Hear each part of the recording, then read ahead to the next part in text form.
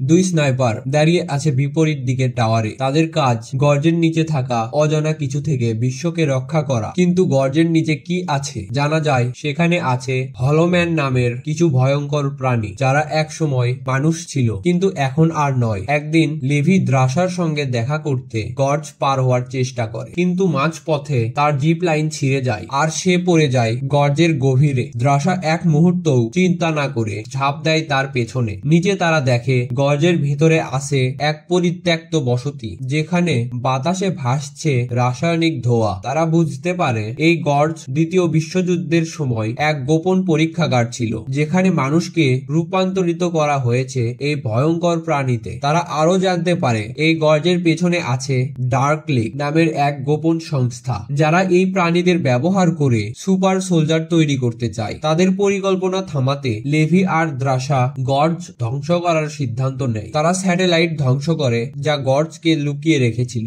এবং তারপর গর্জে বিস্ফোরণ ঘটায়।